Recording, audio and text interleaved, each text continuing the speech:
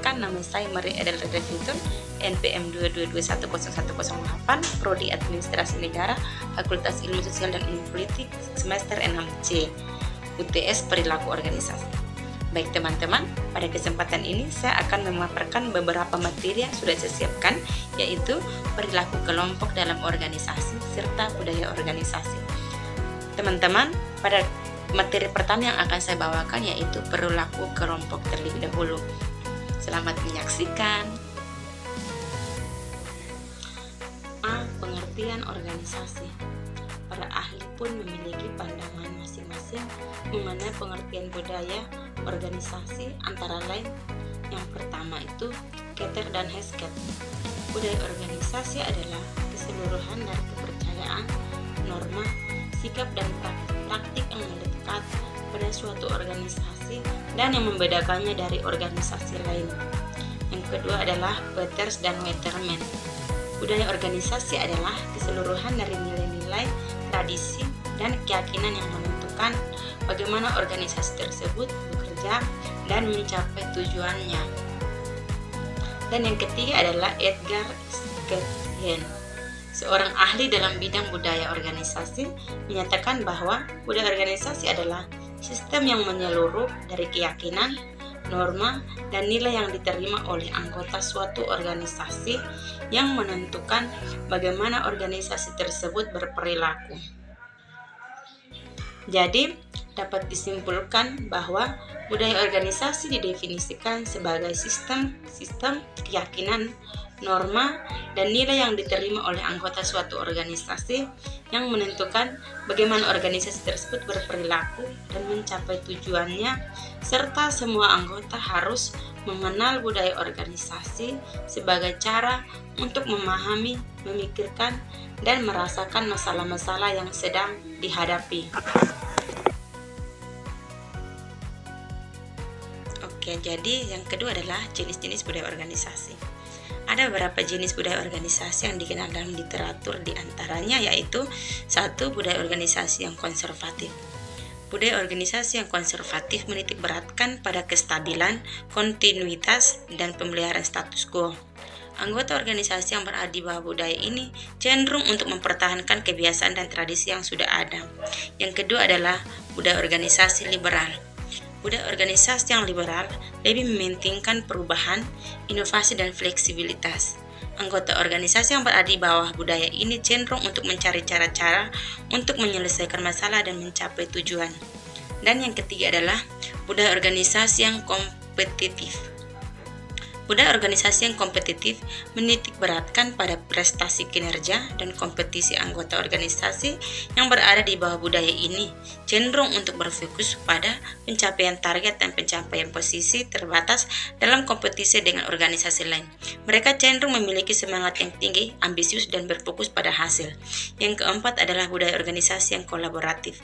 Budaya organisasi yang menitik beratkan pada kerjasama, komunikasi yang efektif, dan partisipasi yang aktif dan anggota organisasi. Anggota organisasi yang berada di bawah budaya ini cenderung untuk bekerja sama dengan baik dan saling mendukung untuk mencapai tujuan organisasi. Yang keempat, budaya organisasi yang klasik.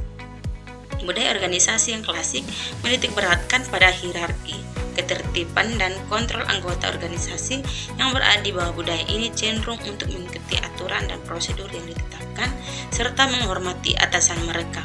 Yang keenam, budaya organisasi yang inovatif. Budaya organisasi yang inovatif menitik beratkan pada kreativitas, ide-ide baru, dan perubahan. Anggota organisasi yang berada di bawah budaya ini cenderung untuk terbuka pada ide-ide baru dan siap untuk mencobanya. Yang ketujuh, budaya organisasi yang hibrid. Budaya organisasi yang hibrid adalah gabungan dari beberapa jenis budaya organisasi yang berbeda. Beberapa contoh yang bisa ditemukan adalah perusahaan yang memiliki budaya kompetitif dan inovatif atau budaya kolaboratif dan klasik. C. Fungsi budaya organisasi. Budaya organisasi yang mengandung nilai-nilai dan norma-norma memiliki 6 fungsi, antara lain yang pertama meningkatkan rasa kepemilikan, yang kedua alat untuk mengorganisir, 3. meningkatkan kekuatan organisasi, 4. mengontrol perilaku, 5. mendorong kinerja anggota, 6. menentukan tujuan organisasi. D. Karakteristik budaya organisasi. Ada beberapa karakteristik budaya organisasi yang menurut Robin 1996 yang perlu diperhatikan. Antara lain, yang pertama inovasi dan keberanian mengambil risiko, yang kedua perhatian terhadap detail, ketiga orientasi hasil, 4 orientasi orang, 5 orientasi tim, yang keenam agresivitas, yang ketujuh stabilitas.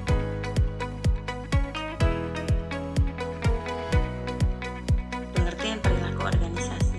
Perilaku organisasi adalah suatu studi yang menyebut aspek-aspek tingkah laku manusia dalam suatu organisasi atau kelompok tertentu.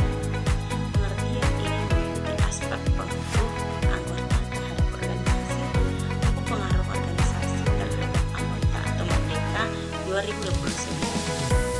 Perilaku organisasi mencakup cara individu atau kelompok berperilaku dalam organisasi yang mengungkapkan kualitas kinerja dan hasil organisasi.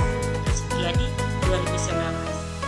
Menurut Robbins 2006, perilaku organisasi merupakan studi yang menyelidiki dampak perorangan, kelompok, dan struktur pada perilaku dalam organisasi dengan maksud menerapkan pengetahuan tersebut untuk memperbaiki keefektifan atau Merdeka 2023 dalam perspektif manajemen.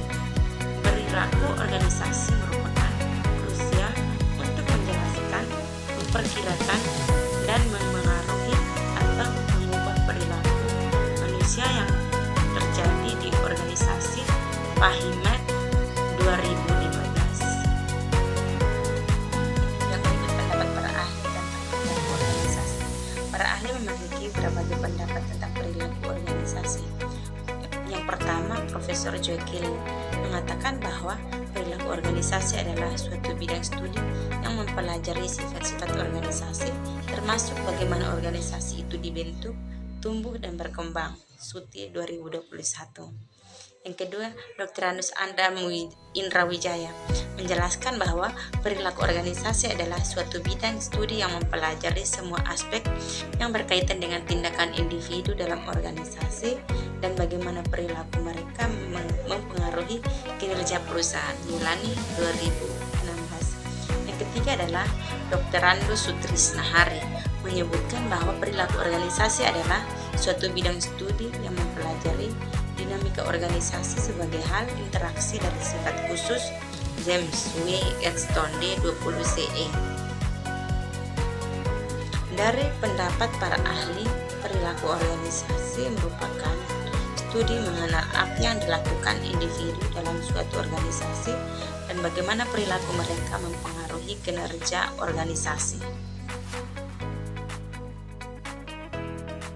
Berikut pengertian perilaku individu dan kelompok dalam organisasi. Perilaku individu dalam organisasi merupakan bentuk interaksi antara karakteristik individu dengan karakteristik organisasi.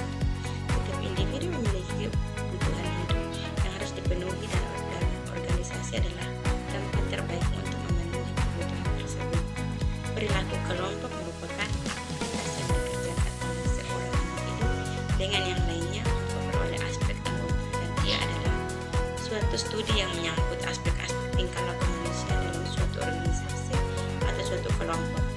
Hertentu Supriyanto 2021, Fahmi dan Hidayatullah 2023, Asyar 2021. Yang berikut adalah faktor-faktor yang mempengaruhi perilaku individu dan perilaku kelompok dalam organisasi. Yang pertama, kepribadian, inteligensia, dan bakat individu. Yang kedua, pendidikan, agama, dan kebudayaan. Yang ketiga, lingkungan, termasuk lingkungan sosial ekonomi. Keempat, struktur organisasi yang mengatur dan menghubungkan orang-orang dalam organisasi. Kelima, teknologi yang membantu pekerja dalam perusahaan atau organisasi. Keenam, motivasi, persepsi, sikap, kepribadian, dan pembelajaran perilaku. Yang berikut cara meningkatkan produktivitas individu dan kelompok dalam organisasi. Yang pertama, menentukan tujuan yang jelas. Yang kedua, pengelolaan waktu yang efektif. Yang ketiga, memberikan tugas sesuai minat dan kemampuan. Yang keempat, membangun komunikasi dua arah. Yang kelima, menciptakan atmosfer kerja yang nyaman. teman-teman. Yang keenam, mengadakan training atau program pelatihan kerja. Yang ketujuh, mengadakan seminar internal. Yang kedelapan, mempelajari perbedaan. Berikut adalah cara agar perilaku individu dan perilaku kelompok sesuai dengan tatanan dan norma organisasi.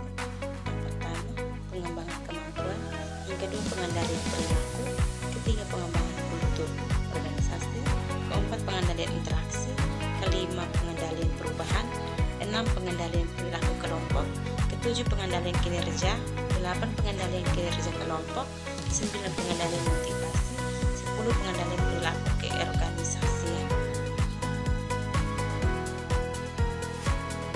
Baik teman-teman, itulah beberapa materi yang sudah saya paparkan. Kurang dan lebihnya mohon dimaafkan. Sekian dan terima kasih. Bye-bye.